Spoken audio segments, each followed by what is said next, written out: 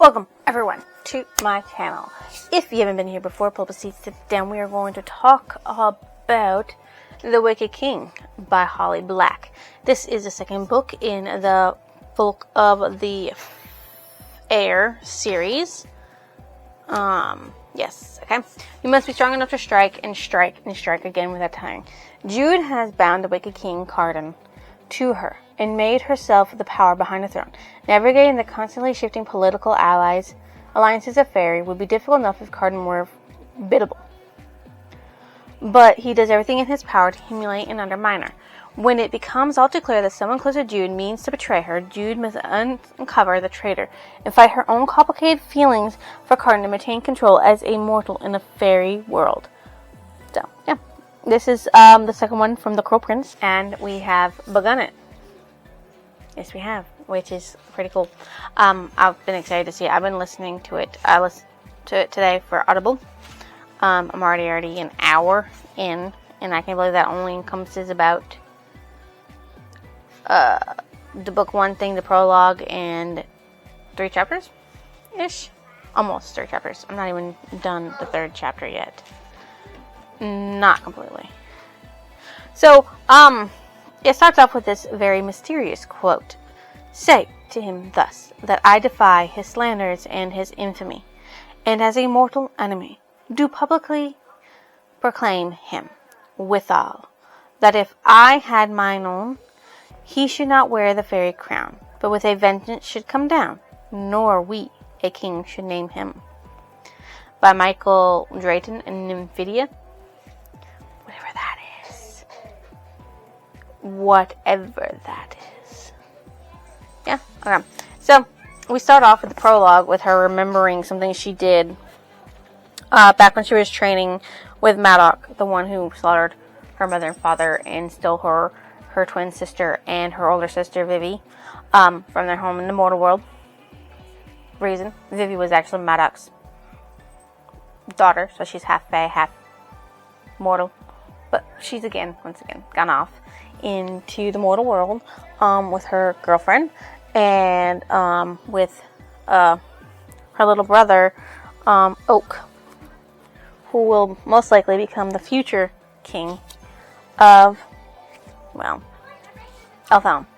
Sorry, there's something in my ear. You get that feeling like you get an itch in your ear and it just feels weird and you're just pulling out weird ass, dry ass friggin'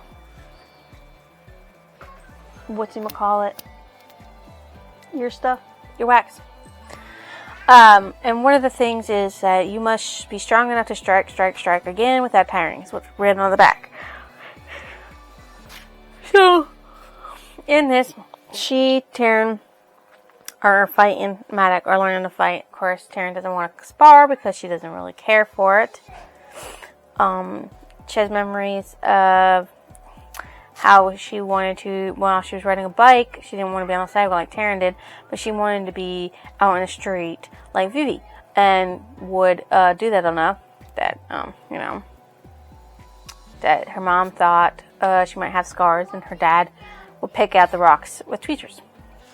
So they're told to go take a hill, and they go up this hill, and it's supposed to be Maddox Hill, and then he says, I'm going to give you time to strategize, and then I'm going to come take the hill back. And he's like, power is much easier to acquire than it is to hold on to. Basically what he's saying. So, then it reminisces about how she put High King Cardan on the throne, and how he's very much not into it. And of course she's looking for a spy from the Court of Shadows, because they intercepted a communication with the Tower of Forgetting. And, of course it's also been 5 months since she forced Cardan to take the throne, and she has a year and a day to command him. And 5 months have passed already, and the only thing they've done is party. Nothing else has really got on.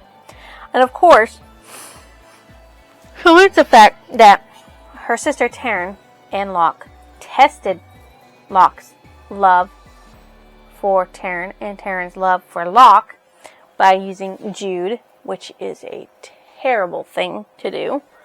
And it made her really mad, and she's not going to go talk to her sister until her sister talks to her. Then some guy named Grimsen the Smith, long in exile with the Alder King, wishes to come back into the fold because he was forced out because he served the High King of the Alder King in Fairfolk. And of course the new one is Severin, which of course Jude knew already. So she talks about how Grimsen is actually a very good blacksmith who made the blood crown from Mab, which is what they wear. Also these swords called Heartseeker and Heartsworn, one that never misses and the other that can cut through anything. And he says, "Let me come back because I crave permission to carve out a place for myself here at your court. Punch me no further. My Tokusu will be as great as your wisdom." So, of course, Karn says, "Your oath is over. Give me your vow." And so he does. Well, actually, he doesn't. He says he wants to be granted that I may show you my loyalty in my deeds rather than binding myself with the words. And he's granted. Instead, I give you a boon. He gave him a old building with a forge that sits on the edge of the palace grounds. And much choir as you require. And then an old hag comes forward with this cloth that she wants to give the king. And it's actually a trick, because if he had accepted, he would have been forced to either marry her or her. She's a hag. Yeah, I wouldn't want to marry a hag either. Then Locke shows up saying, "Make me your master of elves, and I'll make sure your life is never boring." And of course, she can't command him. She tries to say, "If you make him master of elves," and he's like, "Are you commanding me?" And she's like, "No," because she can't say yes. She can't force him because Locke is too close. So then she finally spots Bomb, her spy, who intercepted the message. And Bale King has tried to flatter the High King into coming to his prison cell because he wants to propose some kind of bargain. So she decides to go see the Bale King. When she gets to the Tower of Forgetting, which is basically the one place extremely people who have irked extremely high up people get banished to be forgotten. I guess they're forgotten and die. And there's a bunch of guards there for humility and other sakes. She goes there to see Bale King. Velocibur is the one who takes her. And she slits her and follows him down the stairs into the thing. And she's like the lamps. And he's like, "Make me." And he's like, she's got a knife up to against his rib. Best you don't find out. And he's like, "But you can't see. Maybe I just prefer a little more light." So a light gets put up. And she gets taken straight to Bale King. And he's like, "Our Lady Jude of the Court of Shadows." He's like, got a lot of good shit. Rugs and chair and a tea set. And he's like offering her a cup. She's showing he knew about Dane's Court of Shadows. And he's like, "Buy him a silver Prince of Fairy," and even Wilsbur. Even here. And so he asks Wilsbur to smack her in the face. And she goes to grab her knives, but then she puts them away because she's like, "Pride is for knights, not for spies." And then she says, "My pretty face." She's like, "What did you want?" And he's like, "I won't speak to anyone but him. My message will get to him sooner or later." And she's like, "Well, then you wasted both of our times." And so she leaves to go. As she's walking back up the stairs, sprawling stairs, somebody grabs her ankle to catch her, and sister, it's a fair woman who goes, I knew your Eva. I knew your mother. I knew so many of her lies." And then she's like, tells them, "I need somebody to come out. We have a few changes in how he wishes his brother to be treated." Of course, it's a lie. Lucifer comes out, and she stabs him with a little pin and knocks him out to take him with her back to the court of spies room, where Roach is there saying, you're sending yourself to the spy master, and you ought to have people to come with you. And he's like, if you don't trust it, just say so. She's not that I don't trust you. And then Lucifer wakes up. What am I doing here? And he's like, welcome. The Roach, the Bomb, and the Ghost are all in there. Of course, there's some new recruits too. A boy with sparrow wings, 3 Spriggans, and a sloth girl. I don't know. He says the High King won't allow this. The High King doesn't know you're here, and it's unlikely he'd tell him when I cut your tongue out. Let me guess, you thought you could strike me and there would be no consequences? Who says I want anything particular, because he's like, what do you want? Maybe I just want a little payback. And Bomb's like, oh, I guess the show's about to start. And he's like, please, please, please. I read a little bit ahead of it, a little bit of this. And so I know a little bit more than what I've listened to. I was curious. He says, you could tell me what Bale King wanted to bargain with Carton. He's like, I don't know nothing of that. She's like, too bad. And he's like, but I know his secret. It's worth more than my life, more than whatever Bale King wanted with Carton. And apparently what it is that the Queen of the Undersea has been getting into the tower and exchanging messages with Bale King, Carton's older brother, who killed their father to try to take over the throne. The Whisper's Orlog intends to break her treaty with the land and use information Bale King has given her to ruin Carton. And then it mentions that she does have a single friend, Nassicia, fostered on land, and one of Carton's awful friends. And then it's like, next time one of these exchanges happens, she says, come straight to me, and if you hear anything else you think I'd be interested, you come and tell me that too. And that's where it ends. And that end, I'll probably listen to that a little bit tomorrow on my way to work. And then we'll be more into the Wicked King, which, I don't know, depends on how many chapters it is. Wait, what? There's the epilogue. There's the acknowledgements, the Wicked King discussions. Oh, and then there's a preview for the Queen of Nothing. Interesting. Anyways, that is what I have listened to and /read since I've started this. So, yay. I'm trying to figure out where you guys can see the lovely title and cover and everything. I've tried finding a Cruel Prince audible, but they didn't have that. But they had the Wicked King, which is really weird. You'd have one but not the other. Okay, so I've been a little missing on giving you updates on Wicked King by Holly Black, simply because let's see, we'll roll back to Tuesday. I came home after reading this, and I took a shower. I didn't cook, but I had to do some editing, and that editing took a while because I was a little lazy in my editing, what I was supposed to be editing, because I went down a rabbit hole like I'm not supposed to, and I was tired from work, and I didn't really feel like it updating you, nor did I feel like reading The Palace of the Damned, and I told myself I'm not going to start reading Palace of the Damned until I give you an update on this, because I need to have that update done. Because a lot of stuff, goes on in my head. So, went to work Wednesday, came home, cooked some food, and while I was cooking, I listened to a lot of the Audible. Because, as you can see, this white piece of paper is where we left off. This is where we currently at. Book 2, apparently, of this. I don't understand why there's a book 1 and a book 2 in here, but it's chapter 22. So, that's where I'm at.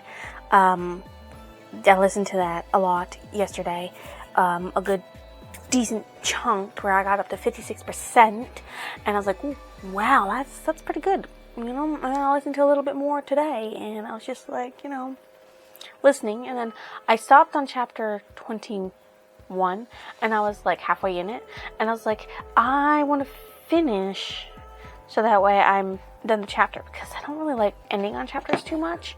So I read further. Sorry, I was eating food earlier, and food felt like it got stuck, and I tried to take a drink, and it just went down the wrong hole, and it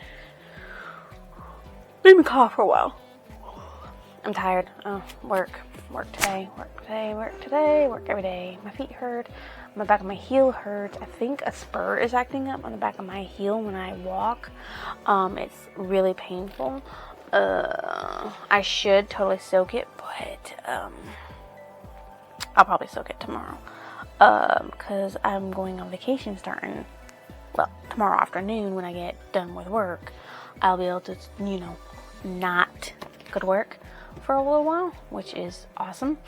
Also, to update you before we get into this lovely thing, I was recording two videos, Sunday, and my OBS defaulted, and those 2 videos had no audio.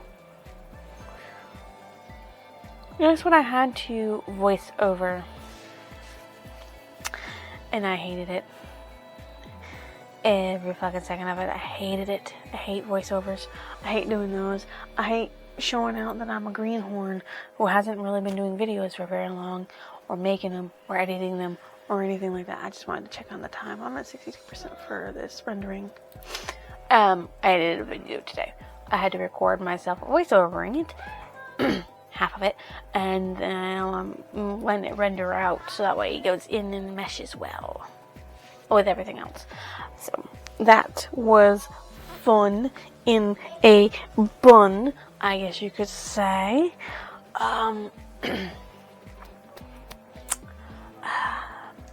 Let's see what else. Because I'm working not making a lot of money, I'm living a little above my means, and I'm struggling with that. But come May, I won't have that problem, because I'll have 2 loans off my butt. One of them will be my car, and one of them will be a shed payment, and they'll be gone, and that's like $800 in my pocket. So I'm really looking forward to that $800 being in my pocket, and then I'll be able to pay off my credit card a little faster than what I am right now. So yeah, there's that. So I can't give my niece and nephew gifts for Christmas because it's a holiday season right now. You're gonna see this actually in March, so yeah, that's what happened. I have a lot of games I gotta record. Technically, there's actually only 1 game left for this month that I have to record, which is awesome. And then I gotta record episodes for January. Yeah. Some of it, yeah, whatever. There's a bunch of stuff going on still with that. Okay, get into this, where we left off on, in the middle of a chapter probably, because I reread and do that. Yes, okay, page 30 something or not. Right. So, the ghost has been added to the High King's personal guard. The roach teaches him how to pickpocket and do other things. Yeah. And the bomb is just watching everything. So, yeah. Let's see.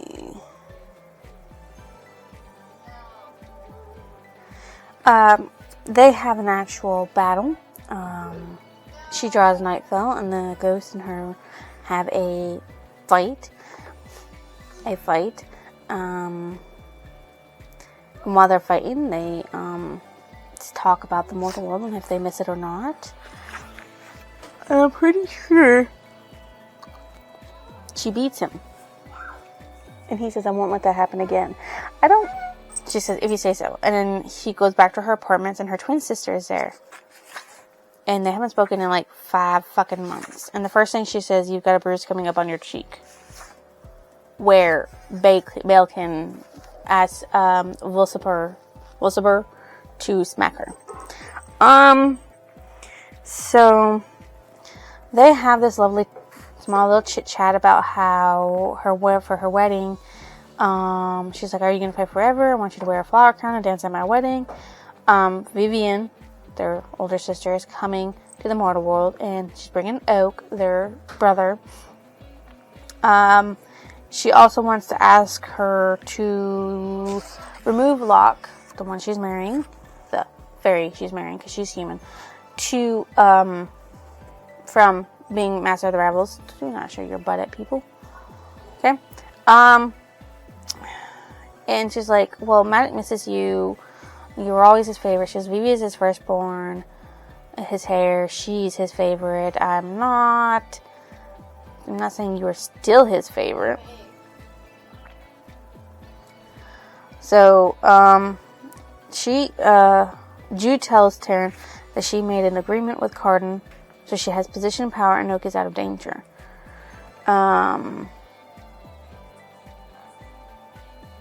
Yeah, so, it's like, she's like, let me bring over your stuff from the house, because you ain't got shit. She's like, I got these. Yeah, she wants her fiance to not be the master of rebels, because it allows him to do all kinds of entertainment, and fairies have twisted, fucked up ideas of what entertainment is supposed to be. Yeah. Then she takes more poison, and, then she dreams about weird shit, I guess. So, the ghost wakes her up, the roach approaches, and he's like, he's at it again. So, she gets up, and, she goes to his apartments, which are, like, in a weird-ass place. It is in fire and smoldering, and there's people around. And she addresses him, Your Infernal Highness. He says, yes, me, have a drink. So she drinks, everybody leave now. So she makes them all leave. Ghost is like, I'll make sure everyone stays where they're put. He's like, they told me a story about a human girl and destroying stuff. And,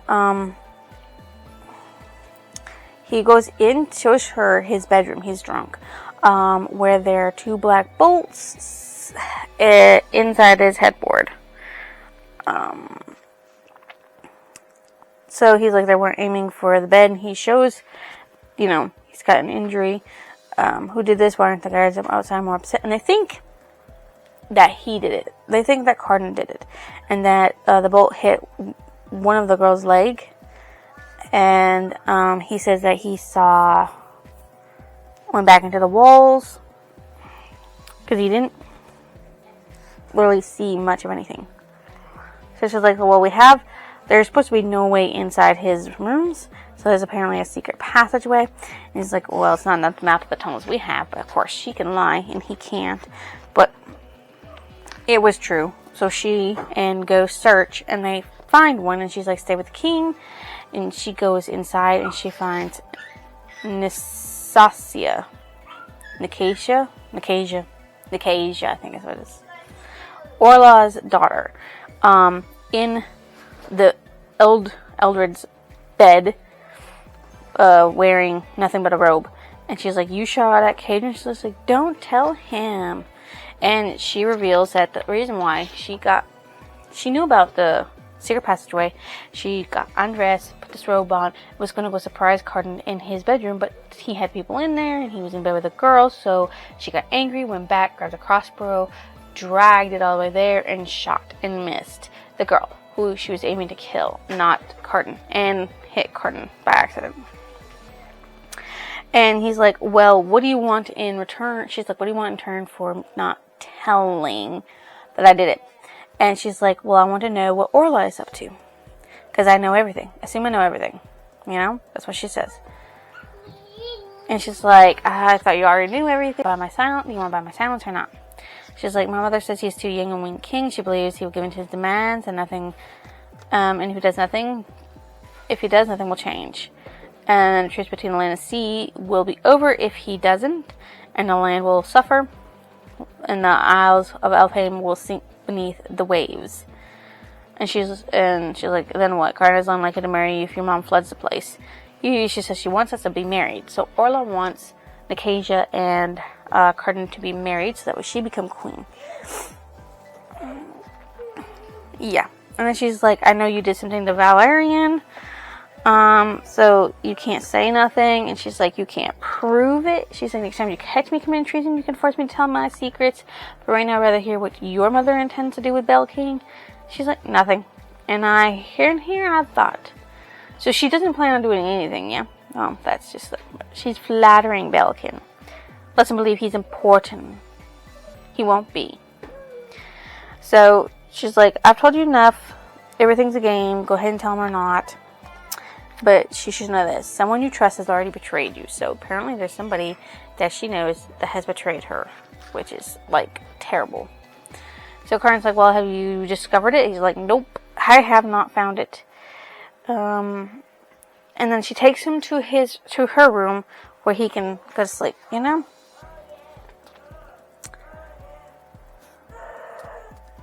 He actually says while he's drunk, kiss me again, kiss me until I'm sick of it. If you're the sickness, I suppose you can't be the cure. She doesn't really sleep. But in a chair. And the ghost comes to fetch her. I'm sure the person... Oh, yeah, so she says... Oh, she commands him. You're never to deny me an audience or give an order to keep me from your side. Nor may you raise a hand against me yourself. And you may not order me arrested or imprisoned or killed, nor hurt, nor ever detained. Each evening we'll meet me in your rooms before dinner and we'll discuss policy. And if you know of harm to be done to me, you must warn me. You must try to prevent anyone from guessing how I control you. No matter how much you hate being High King, you must pretend otherwise. And he's like, I don't really hate being High King all the time. And he's like, I enjoy being your pawn for now. So you've won yourself a year and a day, but a lot can happen in a year and a day. Give me all the plans you want, but you'll never think of everything. Yeah. So there's a snapdragon that they use to... It's a hot-faced owl. His name is Snapdragon. It's a hot-faced owl that was once a messenger for Dane, which is a messenger for the Court of Shadows now. So when the roach comes in, he's like, the Living Council wants to see you. Truth, they want to see him, but it's you they can order around. And she asks about the ghost, and he's resting. And then they ask about the suit, saying who slept there before Carden, and several folk, no one in particular, and it was lovers that slept in Carden's bedroom. The High King chose to sleep in the previous High King Eldred's lovers' quarters. So she goes to the High King's quarters, where they are all at. You get, let's see, who's the first one? They don't say their names. Okay, so you have Maddox, the Grand General, the Royal Astrologer, the Ministry of Keys, and the Grand Fool. Randall is the Ministry of Keys. Randallin is the Ministry of Keys. Fala is the Grand Fool.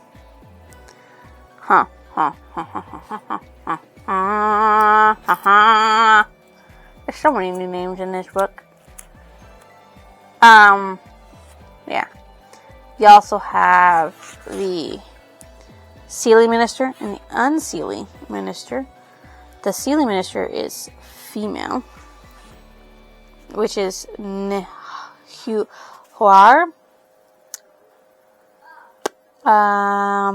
Mikkel is the Unseelie.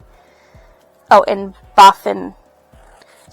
So they want to discuss about the rumor that he shot one of his power mouths, and she doesn't say no different because obviously she does not owe telling them anything like what actually happened.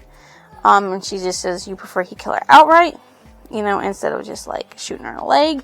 And Sarhuga seems Unseelie through and through, and he will favor us, I think. There are other stories that one of the guards shot hiking Cardin to save the courtier's life, that she is wearing the royal hair. I'll be sure to do so to tell him, The High King is tied to the land and his subjects. The king is a living symbol, a beating heart, a star upon which Elfheim's future is written. Surely you have noticed that his reign, since his reign begins, isles are different. Storms come in faster, colors are more vivid, smells are sharper. Things have been seen in the forest. So the things have changed since his rule, because High Queen Mab called Innsmore, and Innsweel from the sea, in a single hour. They say the High King's every decision is influenced, so all his drinking stuff makes everybody tipsy and all that stuff. And she insists, so we need to watch out for Queen Orla, and not just the General of the General of the Court of Teeth, Grima Mog, to watch out for. They don't believe her, of course. They're like, Bale King has been meeting with representatives, and they're like, have you heard this from his own lips? No, I have more than one source. If their line says Eldred, then it's over. The sea folk have cold hearts, but he's not really in on it. If he prophesies, he says that if Boffin prophesies a threat, they'll discuss it further. And then she tries again with Acacia, and they're like, you're a little friend from school? You know very well it wasn't her friend from school. Then they talk about Grimsmere, who came but did not swear, but he's done nothing for them. So the Master of Elves has plans for the Hunter's Moon. Perhaps he can add entertainment.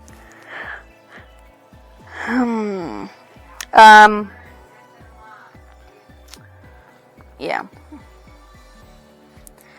The Court of Termites, whom she made a deal with in the previous book, is coming to the Hunter Moon's revel. And that's, of course, a person that she's made a promise to do a favor for without any questions of what he wants. So, Conveyor goes to the High King, the Mirror will advise him directly. And then Maddox walks with her and leaves with her and says, I know you've spoken with your sister. He said, don't tell me how busy you are with that boy king, though I imagine he takes some looking after. So, he's like, you're still my father, I care about you, even after you betrayed me, you're my father's murderer, I can be both. You just want to the rest can pretend you're not furious with me. I'm angry, daughter. I'm also curious. Is this really what you wanted? Him? So he's stuff. He's like, there are games, but he's like, I'm sworn to serve Cardin because he's High King, but no oath binds you. If you regret your move, make another. There are games yet to play. She's like, I already won. We will speak again. And then he walks on. So she meets Bob in the High King Eldred's rooms, one room she wants to move him into because they can bar off Cardin's old room through the inside to protect him from further attempts for any kinds of assassinations. And they actually have a heart-to-heart, the bomb and Jude. So it's really sweet. Before they have their heart-to-heart, you find these crystal jewels that have images of things that happen within it. And she sees one with Cardin as a small child with someone who's not very good as a mother or whatever. So the bomb gives away that she wants to be with somebody, the roach, and it's a roach, right? That's a little funny. So she gives out the one where her people died in a brutal internecine courts war a century ago, leaving her on her own. She went to the human world doing a bunch of small-time crook, and that's when the roach spotted her. He pointed out that while she might not be much of a thief, she would stab him at concocting potions and bombs, so they went around together for decades. He was affable, so dapper and charming that he'd con people right to their faces. Then they went to steal from the Court of Teeth. The con went wrong. The court carved them up and filled them full of curses and gifts, changed them, forced them to serve. The roach, his name, Van, was the one who got her through being there, told him stories about all kinds of stuff that was happening. Yay. Stories of the impossible. Then they screwed up a job, and Dane got a hold of him, and Dane had a scheme for them to betray the Court of Teeth and join him. So that's what they did. They betrayed the Court of Teeth to join him, and the ghost was already by his side at that time. So that's how they were being there. And she wants to be with him. But since he doesn't need to protect her or anything, she feels like he's not going to want anything to do with her. So they're sitting at a table for something, and they're being fed food. And the fish that they're being fed from the undersea has things inside of it. Gifts. Terrible, terrible gifts.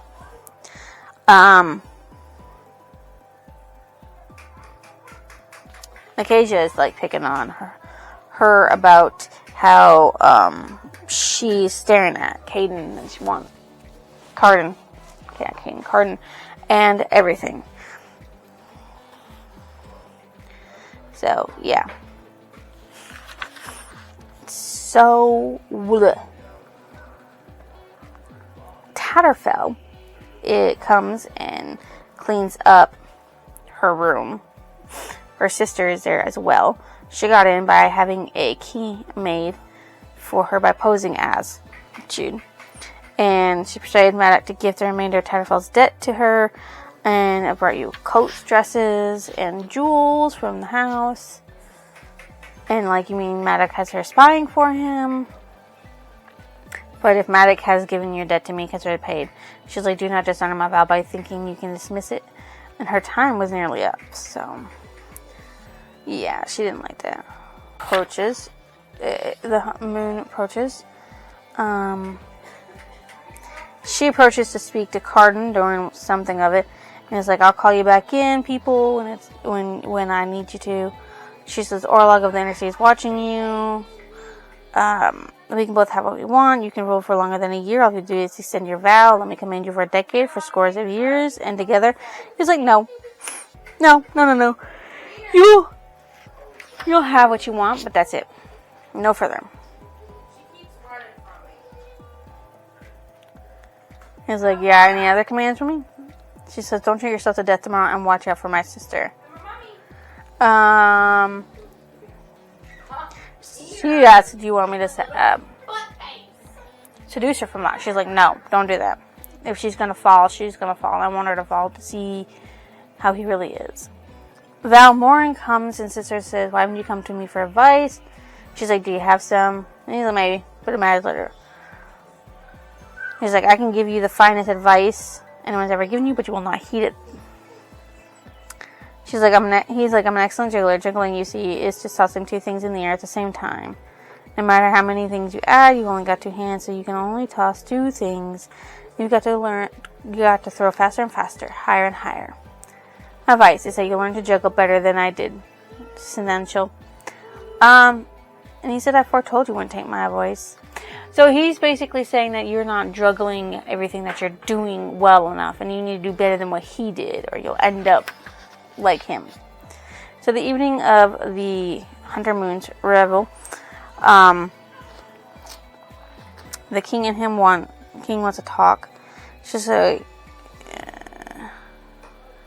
what are we doing? She asks him. I find it tedious. I want you to know your sister's not here. I made sure of it. He's like, certainly stakes his reputation on this evening. He's like, you need to just go.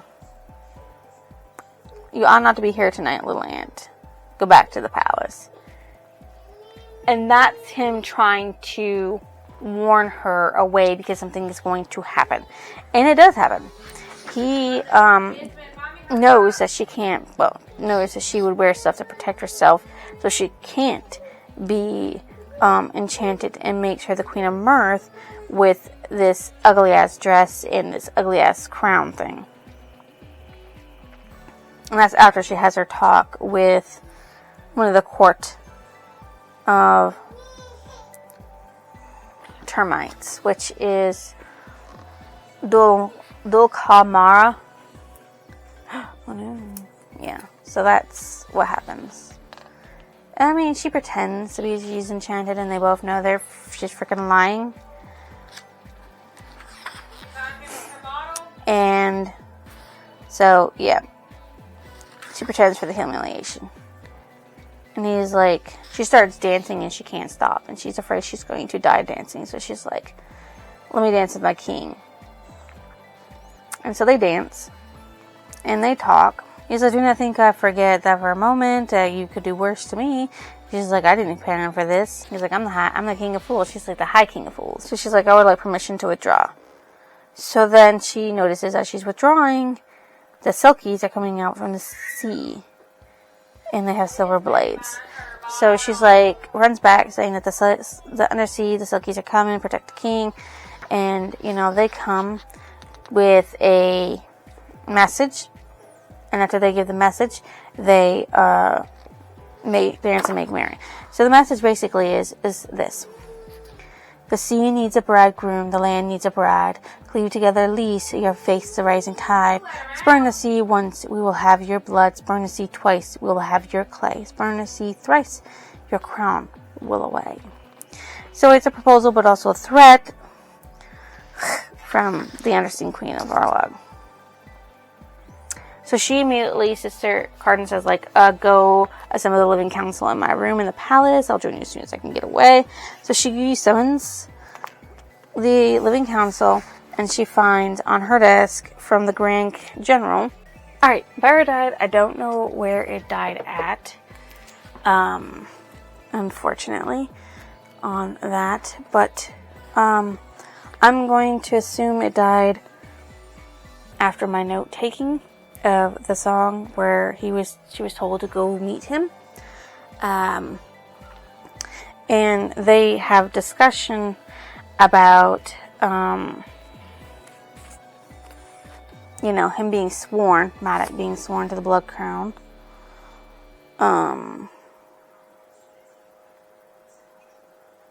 He's like, the opportunity to change the course of destiny is lost to me. Be not bound in words, whose promises can be forsworn. So he wants her to betray Carden. He's like, I don't know, you have knowledge of the Queen of the Undersea from her daughter, but once Undersea was a place much like the land, it had many fiefdoms. So when Orlog came into power, she hunted each of the small rulers and murdered them. But there are a few that were too powerful and a few too more remote.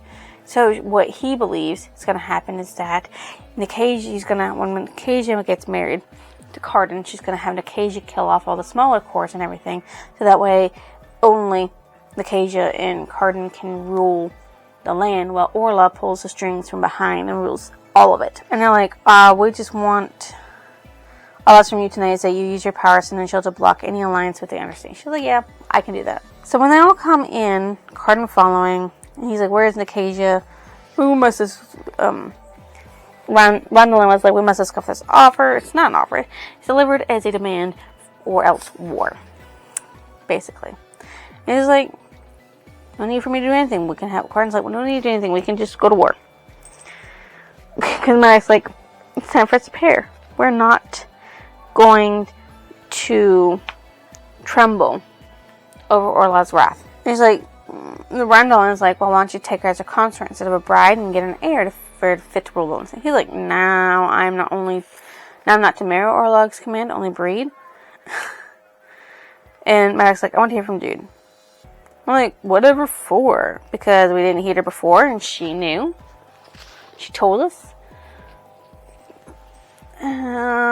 So Orla has been communicating with Balkan, is what she says. Folk messages. She likes to keep her own counsel.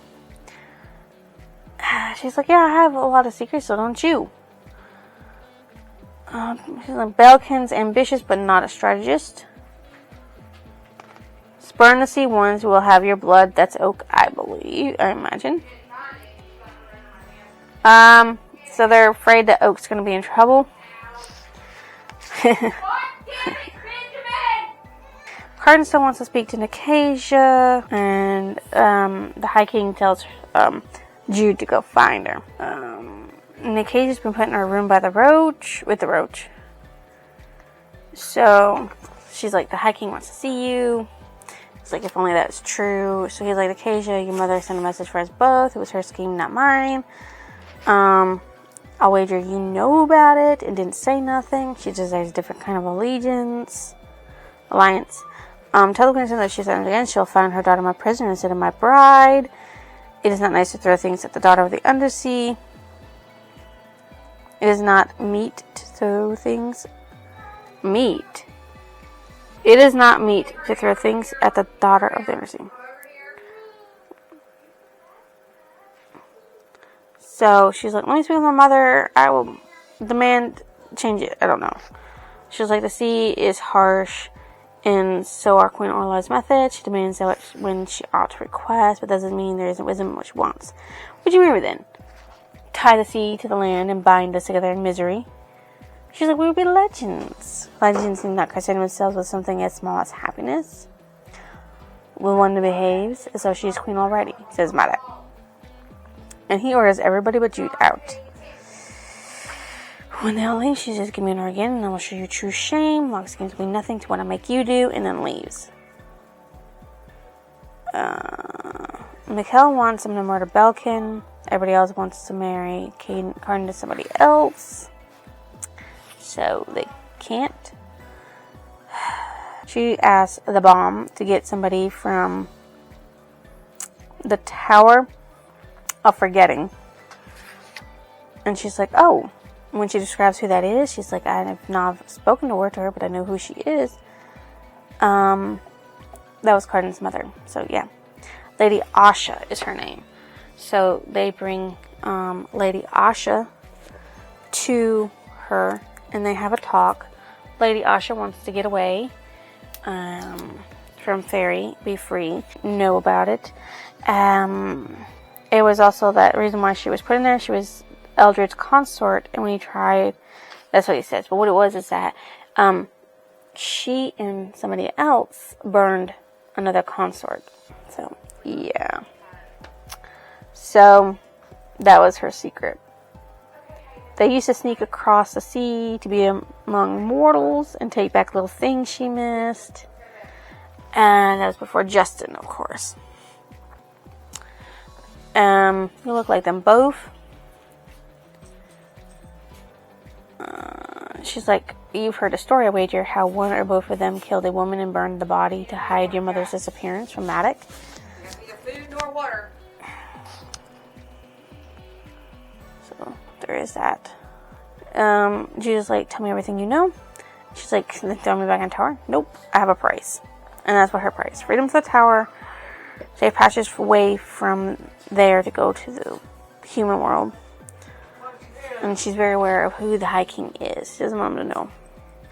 So a hag came across her mother's land, where when Jude's mother was pregnant. The hag gave a prophecy on divine features and eggshells. And this hag said that Ava's child was destined to be a greater weaper than Justin could ever forge. She thought it was Vivi, but it's possible it was somebody else. Somebody else. This book is like, there's still so much shit that happens. I still don't understand part of it, but that's okay. She faced Belkin something. I think I'm going to be a little more general because this is like... Maddox's still at her about shit. Cardin gets a message, and it's from his brother. If you want to save your neck, pay me a visit and put your seneschal on a leash. Yeah. So she gives up a little more of her lies that she said to him. She attacks Locke and makes him bend to her will a little bit. And Locke says, your ridiculous family might be surprised to find that not everything is solved by murder. She's like, we would be surprised to find that.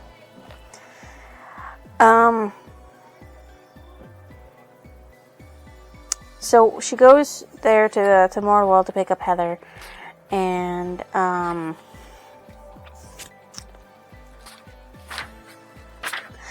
and her sister and her brother. And the roach talks about... So, he admits that he is actually in love with the bomb.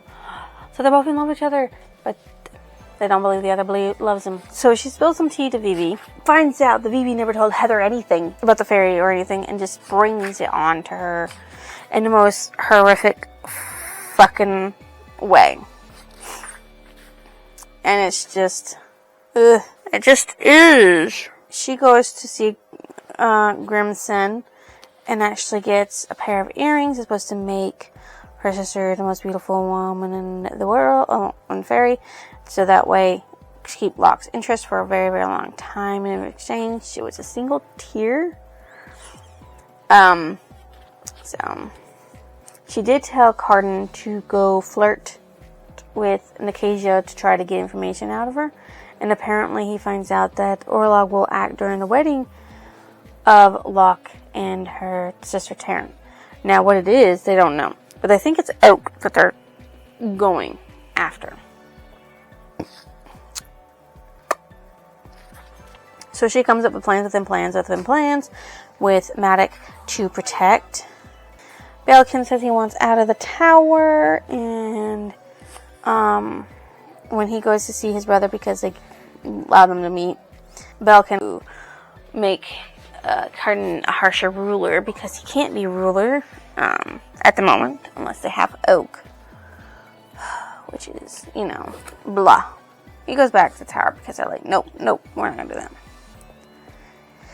that. So she goes to Maddox's house and is attacked by 7 riders, and an arrow into the leg is very terrible. Vivi finds out, but she makes Vivi swear not to tell nobody. And when she gets changed, Narbonne helps her dress in Orla's... Narbonne brings her food, and Orla comes in with a wedding dress. And she has it fit. And then a fairy comes in and dresses her up with, her hair and everything. So Heather is there in a sparkling dress. So they ride together. And in that rock carriage, there is a hob something or another that's going to take Oak's place as to be the trick. Right? And those two climb in through the frickin' window. Carden and her have a conversation, and she commands him not to be alone throughout the fucking night to ensure nothing happens to him. And Maddox heard her talking and found out that she commands him, and that she's the one ruling, and that she did it because she wanted to rule, and that's not to protect Oak, right? Which is kind of irritating. So he leaves very, very, very angry and thinks of her now as his enemy on the battlefield, not realizing that she wanted to put Oak on the throne after Carden, but having Oak be more have more humanity than fairies. So that way fairies were not being treated terribly. So she goes through this stupid maze to where they have to find the party, and she finds Heather. Now, she brings Heather to everybody else, and it's, without Taryn and Locke there. But she finds, Oriana, Oak, Vivi, and she sits there and shows off. So Oriana can't undo it. Vivi is, upset that she's like that. So she sees a fawn with a boy with cat ears and strikes up and knocks the thing over and says, "Take this off." And he's like, "I was only giving her what she desired because she parted my ears." He's like, "Alright, so that's what I'm going to say after I gut you and use your entrails as streamers. I was only giving him what he wanted after all. If he didn't want to be eviscerated, he would have honored my very reasonable request." So he just undoes the curse, and she's like, "I want to go," and Vivi's like, "Oh, it's okay, it's a little weirdness," You'll think it's funny later. So Vivi glamours her into forgetting that it ever fucking happened. And the reason why she cried was because of a scraped knee. And it's like, I didn't want her to deal with all that, remembering all that. But of course she won't remember because she won't be careful next time. Then the ghost shows up and says, come with me. The undersea has made its move. He doesn't allow her to stop for anything. Wilsberg insists you ought to see it. So, yeah. She's like, pass the news around to the undersea of the Grand and make sure, she says that the bomb. I'll watch over your brother and the High King. So she follows Wilsberg and the ghost. And when they get there, she releases Asha and says, get out of here, forget a bargain. And all that lovely shit. Oh, it's my bedtime.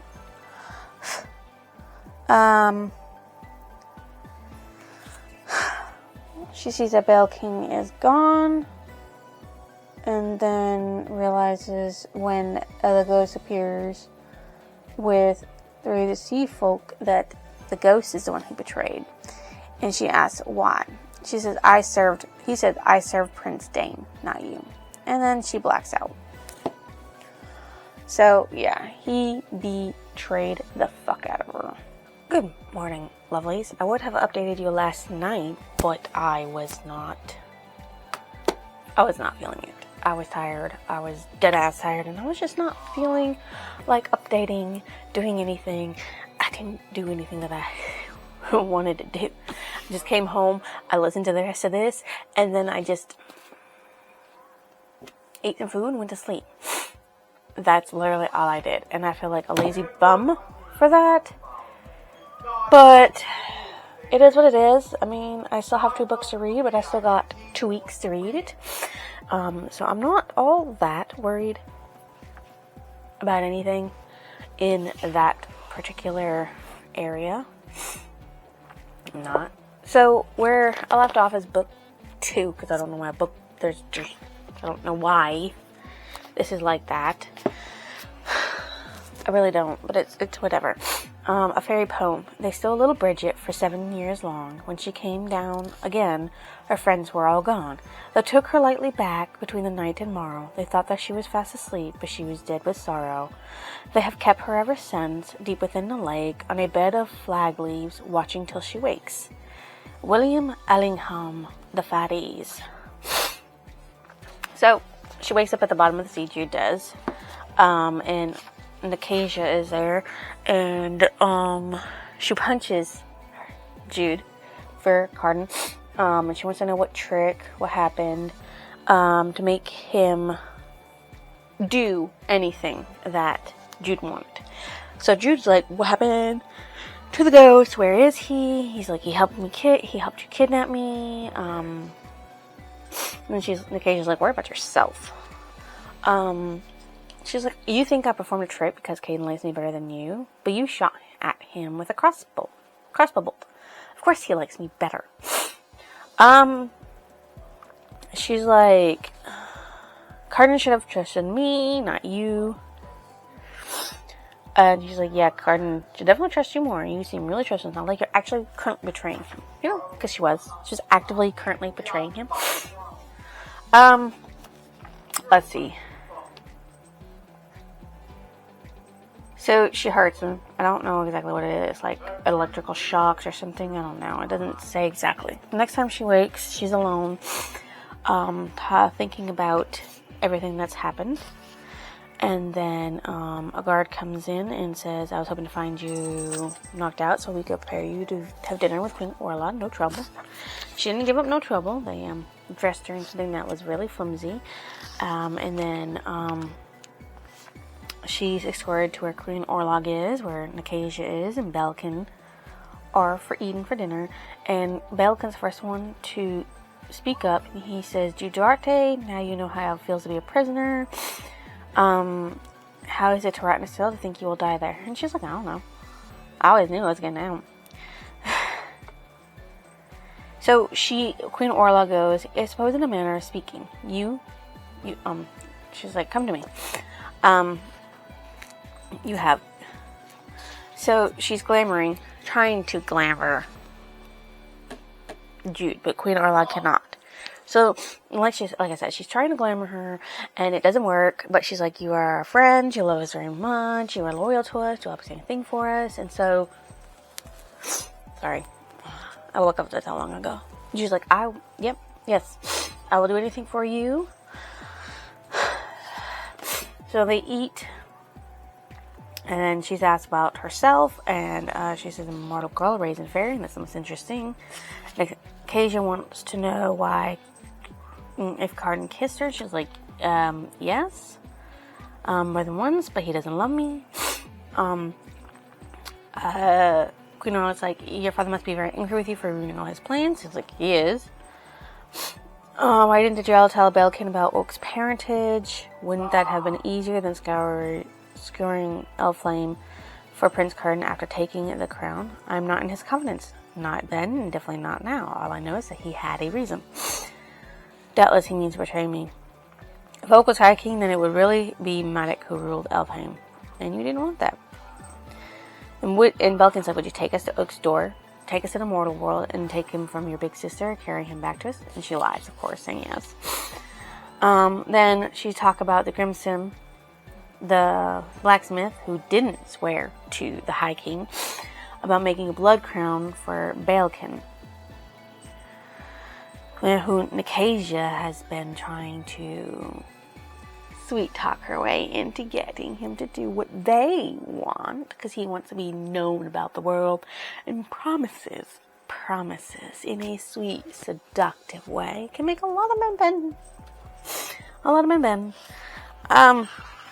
So now Jude knows the plan.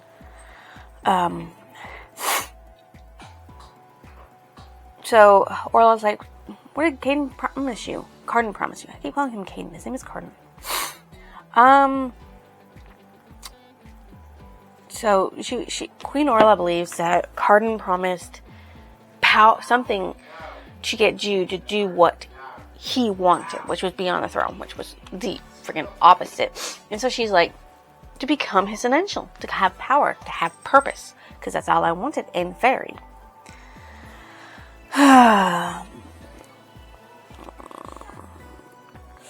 So then after dinner, she's brought back to another room where there's absolutely nothing, and it's being glamoured. It's a lovely 4-poster bed wrapped in coverlets and all this other kind of stuff. And she sits in a glass of seawater that's supposed to be tea. And then leaves her. For days, no one comes to get her, and she gives up and drinks the seawater. Of course, she's wasting away, not eating, not drinking really, and no available exercises. Then they go give her water, a little food, and then she tells them about a lot of stuff, a lot of everything. She has to allow them to slap her, and it's just weird. And then one time Belkin summons her, and he's like, tell me why did my brother steal my crown? And she's like, I don't know. He seemed to have his way all the time, you know? She's like, he did not seem disciplined. And she's like, perhaps he just wants to be High King for Eldr's sake, or despite his memory, because he was angry with you for chopping off Eldr's head, or being responsible for the deaths of his siblings, or because he was afraid you might murder him too. And then he's like, which one is worthy of being High King? And she's like, you are. And I would tell him whatever you wish. And she would stab him again and again until his blood ran out for them. Because it all lies, of course, because she's playing a game of being glamoured.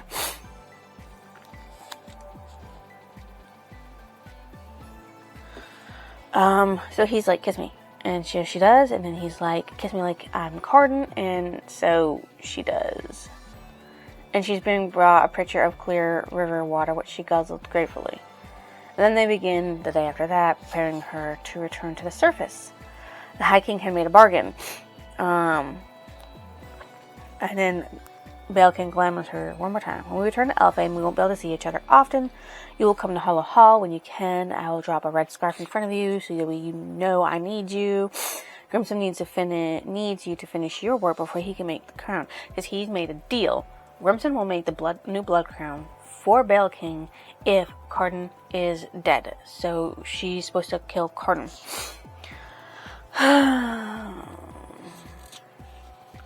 And then he's like, you'll avoid all charms, no rowan, no bundles of ash, oak, and thorn.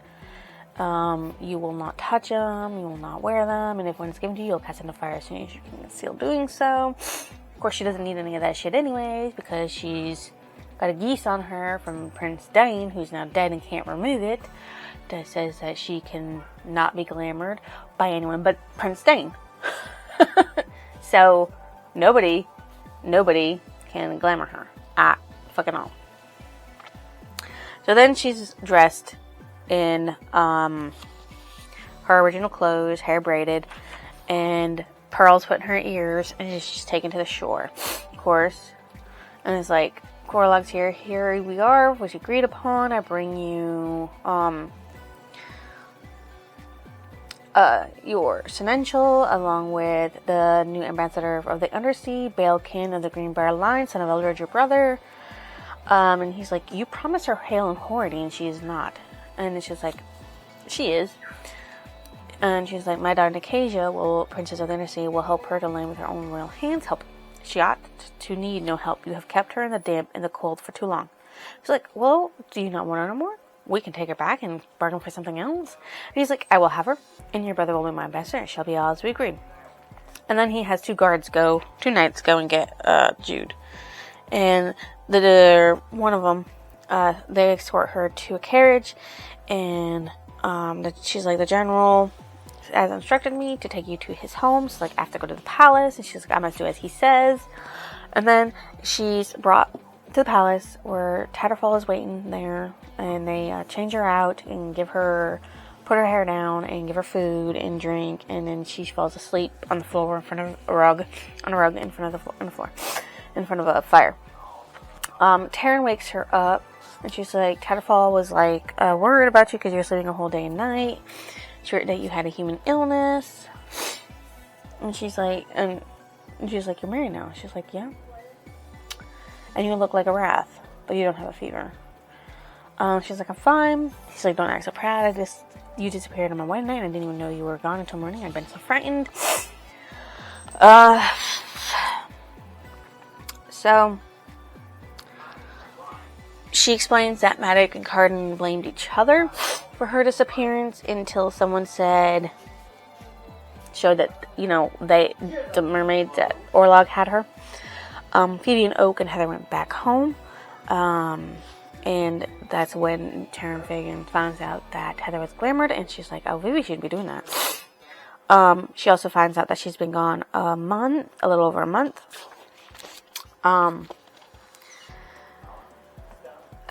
Gives her a knife onto the coverlets beside a charm. She takes it out of her pocket. She's like, you must rest. She's like, I can barely stand. She's like, don't do anything. Whatsoever the generals, and then she wakes up to hearing somebody yelling, saying, yelling that whatsoever the Grand General's orders, I am here to see the High King's Essentials, and won't be put off with any more excuses. But I must have an audience. She's like, I can't leave, but I can have a audience in my own home. So they go. And that's when she finds out that the Undersea attacked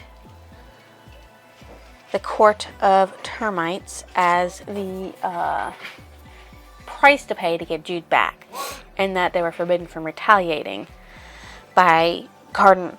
And that's when she finds out that the Lord Consort's hurt badly, and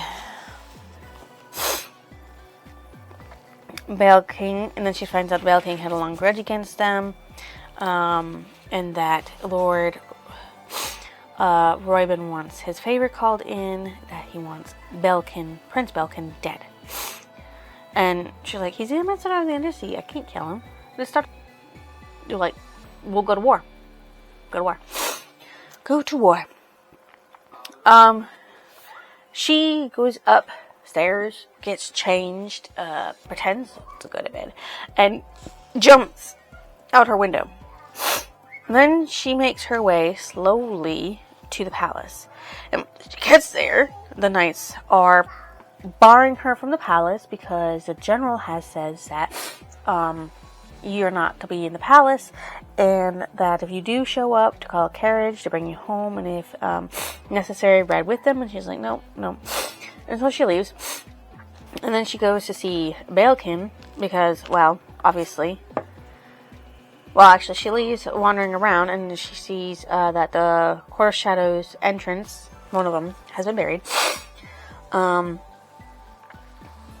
And then she sees Valmorin, and she's like, can you get me inside the palace? And he's like, the folk of the air. He's like, when I met Eldred, he rode upon a milk-white steed, and all the imaginings of my life were as dust and ash. She asked, did you love him? He's like, of course I did. Once I met him, all the duty I felt for my family was rendered a fray, no longer worn his coat. No my hands were on my skin, I would have burned my father's mills to the ground to have him touch me again. And she's like, when Eldred rolled up, he made me an offer. Come with me to the land under the hill, and I will feed you on apples and honey wine and love, and you will never grow old, and all you wish to know you may discover. Never make a bargain with them, he tells her. Not a wise one or a poor one, nor a silly one or a strange one, but especially not one that sounds pretty good. Now notice, I promised Eldred that once I became his, I would renounce all human. I would never choose a mortal over a fairy. And so he can't help her. And even though Eldred is dead, his promise remains. And he walks off when she says, well, we're human. We can lie. We can break our word. So she goes to Belkin, and the door lets her in. And she goes to him, and he's like, did anyone see you? He's like, I don't think so. Have you murdered my brother? No. I've been barred from the palace by Matic. So there's a masquerade ball in the honor of the Court of Termites. Honor one of the lower court lords. So if I can get you in, you can do it then. Do you require a costume of master? She's like, I can costume myself. He's like, good. And then he gives her a poison and says, tell me you're mine. And then she actually sleeps in Cardin's old room after making Belka think she left. And when she wakes up again in the middle of the night, she climbs her way up the hill to where she knows Cardin's bedroom was before he moved to King Eldred's old room, and broke in and went and saw him. And he's like, she woke him up and she's like, he sent me to kill you. Big King Orla are planning your murder. And he's like, why did I wake up at all? And he's like, I'm difficult to charm. She's like, if you hadn't allowed Matic to bar me from seeing you, I might have told you all this sooner. Have information that cannot wait. He's like, I don't know what you're talking about. Matt told me you were resting, and then we should let you heal. He's like, he gave your guards orders to keep me out of the palace. He said, I'll give them different orders. Cardin, a representative from the Court of Garments came to see me, and she told me something. About your exchange? Yeah. It was a test of my vulnerabilities, and that I failed it. That's what I did. But I know Belkin and Acacia better than you do. Really think you're important to me than to believe what they do to you is without consequences. He's like, I tried to be exactly what he believed. You know, he talks about his father, about how when his father sent him away, it was proved that he was nothing like him, and then tried to become him, and he's become cruel and horrifying. And so Belkin was happy to have someone to discipline. He's like, I wasn't kind. I hated myself as I never had before. So I had a great many decisions. Still, when you're gone, I had to make a great many decisions, and as much as what I did right was imagining you beside me, Jude, give me a bunch of ridiculous orders that I nevertheless obeyed. Either you're surprised or you're ill as medic claimed. Then the bomb and the roach come in. Is your Majesty retract her? She came from your brother's house. She's here to kill you. Please step out of the bed. That's ridiculous, she says. Then Roach is like, where's the Rowan salt? Because the dude I know wouldn't go around without him. And she says, I have nothing in my bed and I'll get out. He's like, she won't me. She's trying to murder me. That's hardly the way to go about it. He's like, empty your pockets. She's like,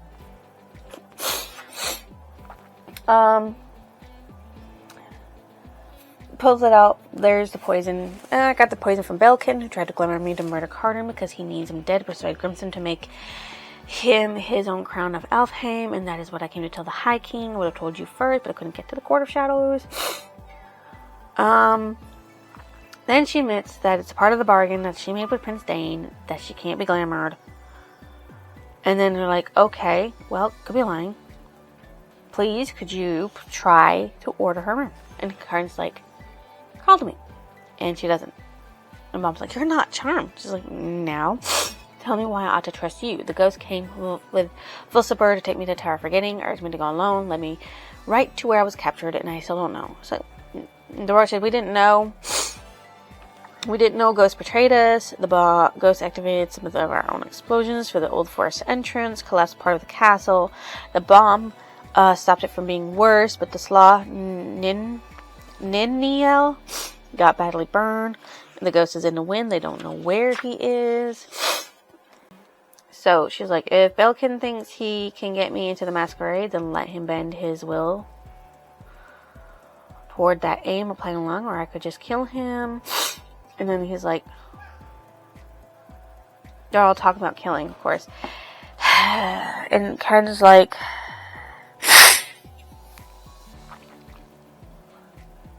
you three have only one solution to every problem. Murder. No key fits every lock. Someone tries to betray the king, murder. Someone gives you a harsh look, murder. Someone disrespects you, murder. Someone ruins your laundry, murder. Friend, the more I listen, the more I'm reminded that I have been awakened after very little sleep, and I'm going to send for some tea and for myself and for some food for Jude, who looks a bit pale. So, Carden's like, masquerade tomorrow is in honor of Lord Royben of the Court Terminus. He's come all the way to yell at me, so we ought to let him. If Belkin's assassination attempt keeps him busy until after that, so much better.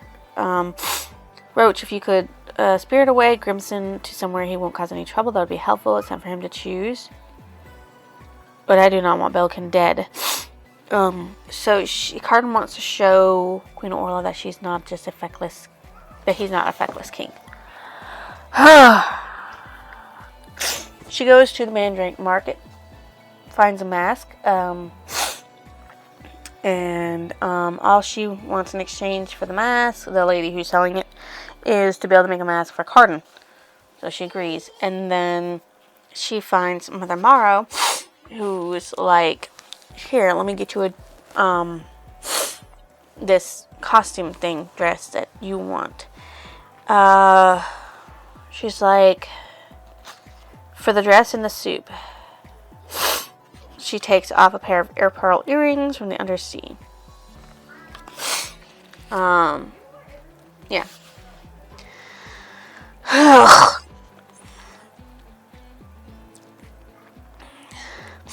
He's like, where have you been all night? She said, costuming when he goes back to Belkin. So they get in.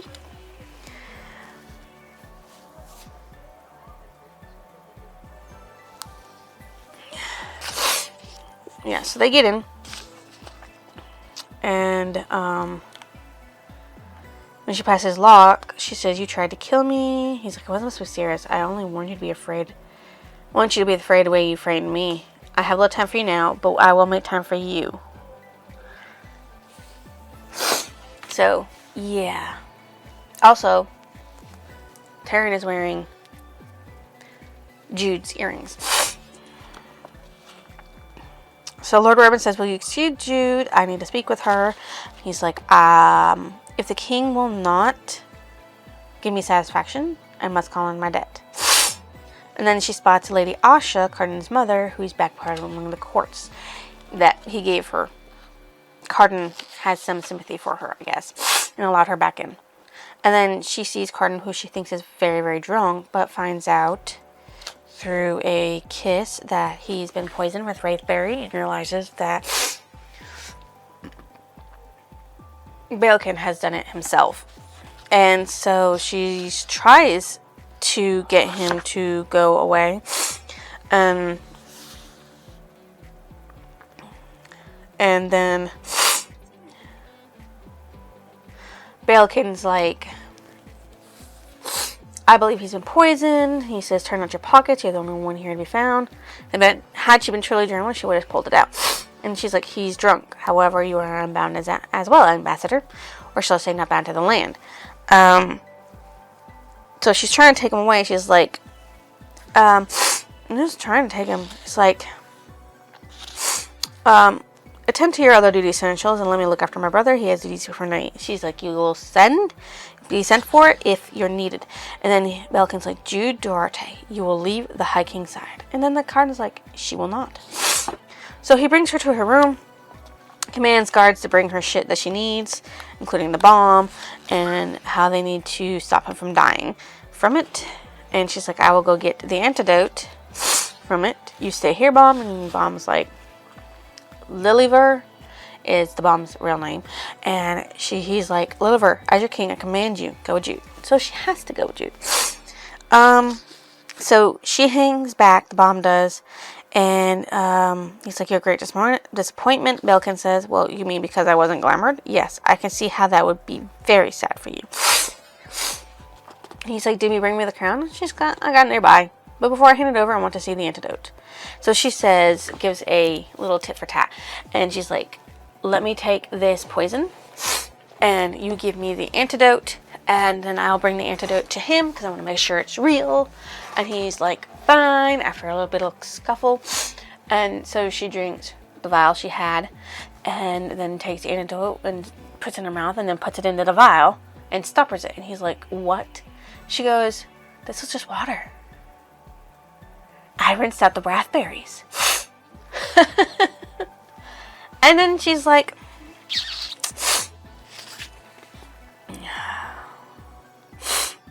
he's like, I want a duel.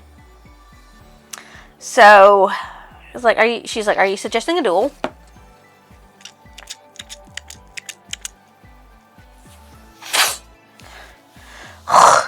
So, oh, sorry, my nose. Took my allergy medication. I don't know why it's acting up. And he's like, you're a coward like the man who raised you, Maddox. And then she learns that it was all Maddox's idea, and that he got shoved away. Balekin did, but not Maddox. And you're just like him, willing to beg and grovel and lower yourself to anyone if he gets you power. She's, no, that's not true. You're the one who bent your head to Orlog instead of to your brother. You're the coward and traitor. You're a murderer of your own kin. But worst of all, you're a fool. So, they have a fight, and he's like, hold, I surrender. But she kills him. Because she had to do the favor. She had to do the favor, or Lord Royben would pull out and not support the High King anymore. Because that was his promise. His loyalty he would no longer have to be loyal, which means he could have attacked the High King for it. So that's why she did it. So when she comes back, he's like a little off. He's with the bomb though. The bucket's gone and the bomb is gone. He's like, oh, your dress, you put it back on. She says, did something happen? I don't know. Did it? I granted you the boon you wanted. Is your father safe? Boon. My father. Carden, you got to tell me what happened. I haven't been here for the last hour. She's like, the bomb came back with the antidote. She said you'd be right behind her. I was still so dizzy. And then a guard came saying there was an emergency. She went to see. And then you came in. She's like, she said you would. And you said you had a plan. And he closes his eyes and realizes it was Taryn. She's like, I don't understand. Your plan was that your father was going to take half the army, but for him to function independently, he needed to be freed of his vows to the crown.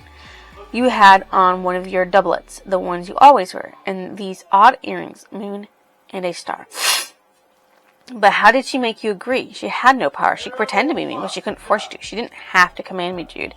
She didn't have to use anyone. I trust you. I trusted you. So Terran was used by Maddox to get out again of his oath to the crown. And all because she had to deal with Bale King, who poisoned Carden. And if Carden had been in his right mind, he might have noticed it was Terran, but he wasn't because he was poisoned. So now Maddox in the wind. Maddox is in the wind. It's terrible.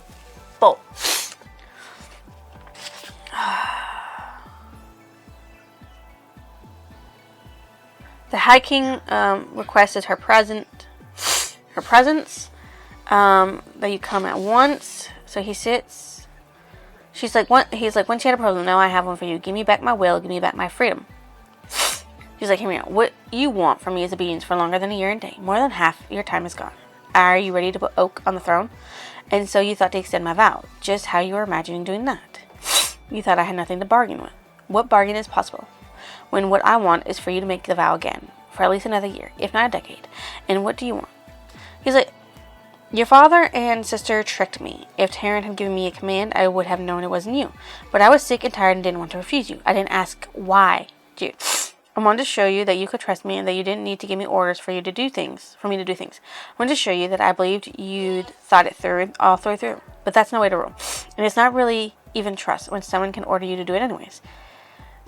Fairies suffered with us at each other's throats. You attempted to make me do what you thought needed to be done, and if we disagreed, we could do nothing but manipulate each other. That wasn't working, but simply giving it no solution. Tonight is proof of that. I need to make my own decisions. You said you didn't mind so much listening to my orders. All the more reason not to allow myself that luxury. You made me the High King. Let me be the High King. And will I be your servant? Marry me. Become the Queen of Elfhame.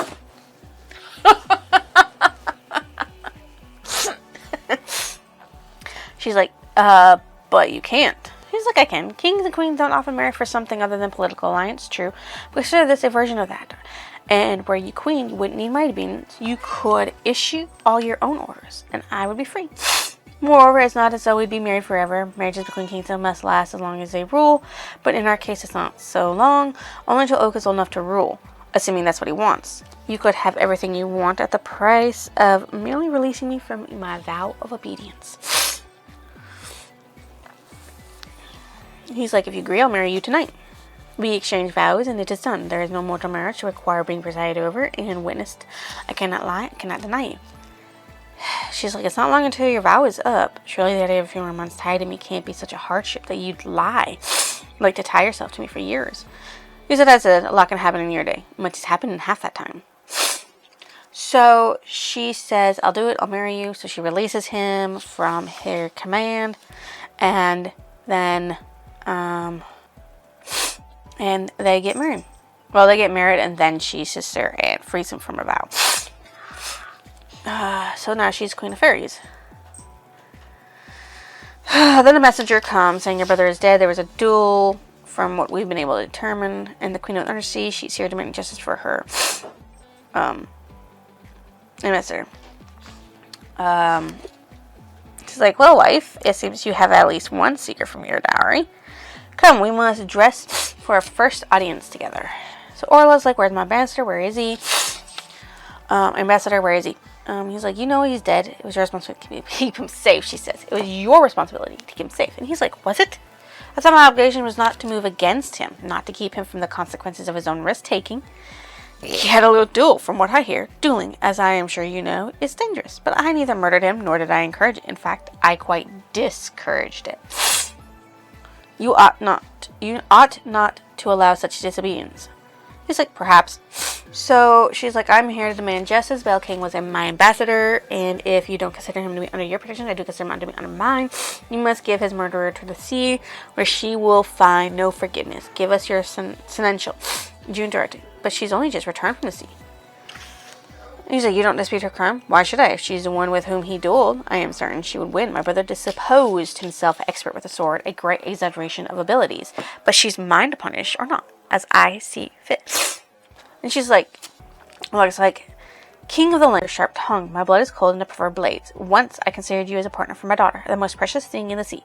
She would have brokered a true peace between us. Like you, I am not skilled at forgiveness. If it's where you want, you'd be unwisely declared on an island. War? Do you mean for me to really believe you want to fight? Are you challenging me to a duel? And if I was, what then, boy? Beneath every bit of your sea is land. Seething volcanic land. Go against me, and I will show you what this boy will do, my lady. And so he stretches out his hand, and the water around them seems to rise. Sand, floating sand. Then all around the court of the undersea, water begins to churn. So he's doing something. Orla is shouting for him to stop. And it's just shark is spun sideways, and she plunges into the water. And now she appears on an island, a growing island. And she calls out for Carden. And he's like, smiles a little bit. He believed that he needed to convince Orla that he wasn't feckless. Now I see he's coming up with a plan to do that. Just as he came up with a plan to throw off the yoke of my control. She's like, during a month under the undersea, he changed. He began scheming schemes, and he has become disturbingly effective at them. She watches grass between Nakaja's toes and wildflowers spring up all around. She notices trees beginning to form around Nakaja's bottom. And then she screams, Carden. Well, Nakaja does. And Orla's like, what have you done? Will you flood the land now? Send salt water to corrupt the roots of our trees, make our streams and lakes blackish? Will you drown our berries and send your merfolk to slit our throats and steal our roses? Will you do it if it means your daughter will suffer the same? Come, I dare you. Orla's like, release Nakaja. He's like, I am the High King of Elfane, and I mislike being given orders. You attacked the land. You stole my seneschal and freed my brother, who was in prison for the murder of our father, Eldred, with whom you had an alliance. Once we respected each other's territory. And he's like, I have allowed you too much disrespect, and you have overplayed your hand. Now, Queen of the Undersea, we will have a truce as you had with Eldred, as you had with Matt. We will have a truce.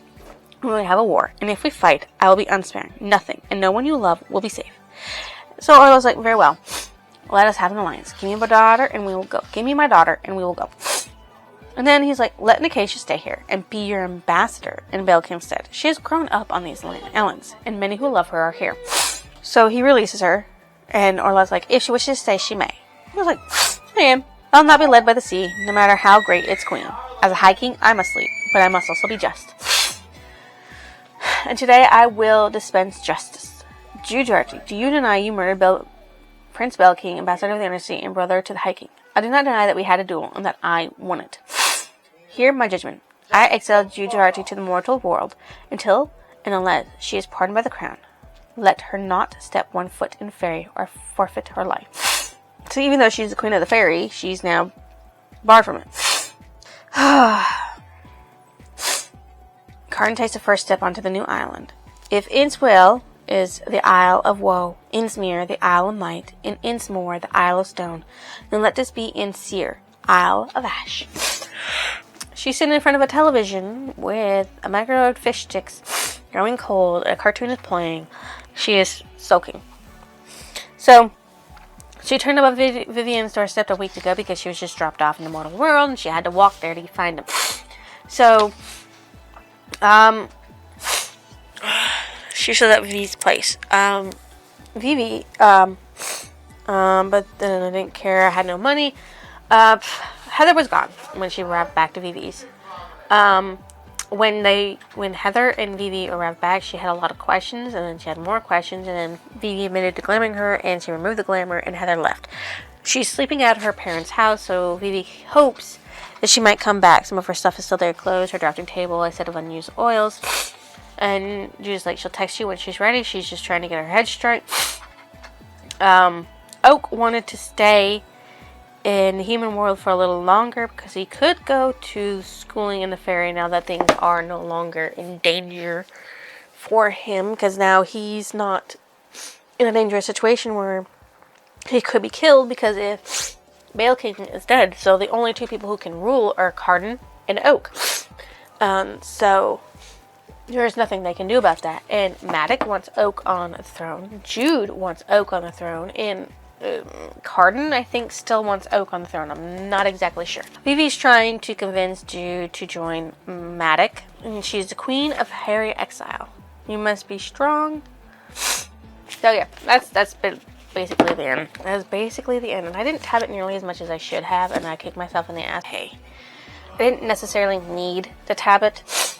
I don't necessarily need to tab anything. I can tab whatever I want. But sometimes listening to audibles and tabbing is a little tedious, and I rather not do it, because if I'm not tabbing while I'm reading, because then I have to reread certain parts over again, and sure, it helps me remember more stuff, but at the same time, it's just like tedious to do that. So I sometimes just don't bother. I gave up halfway through this one. So that's why it's like half tab, but it's okay. So my favorite character in this one would have to be Oak, because he's innocent and all he's doing is trying to live his best life. Well, no, there's a war brewing, isn't there? So it wouldn't be safe. So I guess he has to stay anymore. My most disliked character is not the queen, Maddox. Because he doesn't realize and doesn't give Jude time to explain that everything she's done is so that way Oak can grow up safe from the fairies. So that way when he does get onto the throne, he will be a kinder king, he'll be kinder to the humans, and he'll be more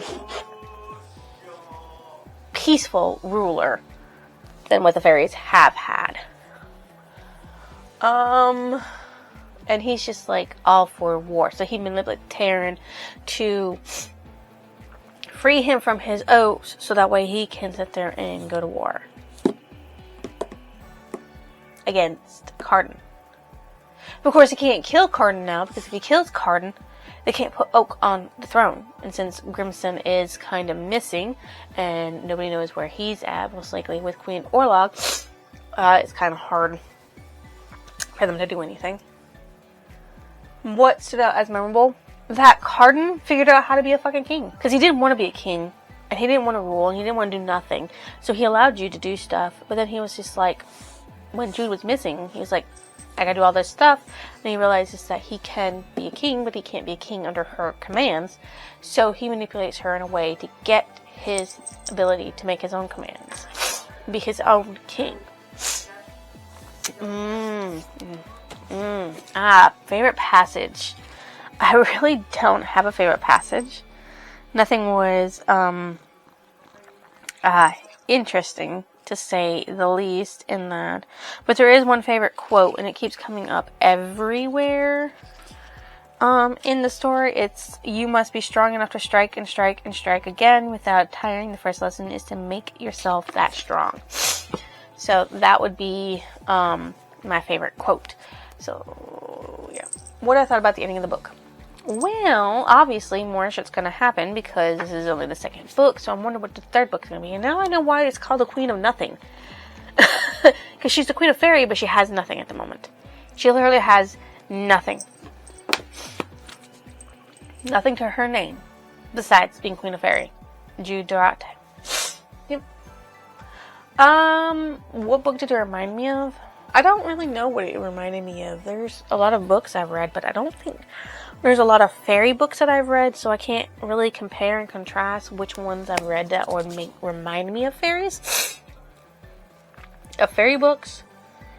I mean, besides the Shadow Hunter series by Cassandra Clare, there's fairies in that. I don't remember what the name of the actual series is. So, that has fairies in it. One of them, Mark, he was a fairy, half, human. And, he went with a wild hunt for a while, so I guess that. That's what it reminded me of, I guess. This book, as you know, is part of a series called The Folk of the Air, a novel of Elfhame. There are, like, 4 of them altogether, because then there's also How the Earth King of Elfhame Learned to Hate Stories. And of course there's a duology to The Stolen Hair and The Prisoner's Throne. Although, I don't know what the darkest part of the forest is part of. Just something she wrote. I don't know. My cat's taking up space now. I rated this a 4 because it's really interesting. I guess reading it through Audible made it even better because there were some parts where when Jude felt like ready to cry, really frustrated, the person made it come out in their voice in a way, and it made me a little more attached to Jude. She has a long way to go in making herself a better person and making things work out, because now she's got to work things out from the human world, I guess. We'll see when I pull it and read it, and that'll be the last one. So next year, hopefully, I will finish this series out for you guys in 2026. I'm hoping I will finish it for myself and everything. We'll see when I draw it or whatnot. So if you guys think I deserve a like, comment, or even your lovely subscription, why don't you go ahead and drop it down below. I will see you next illusion.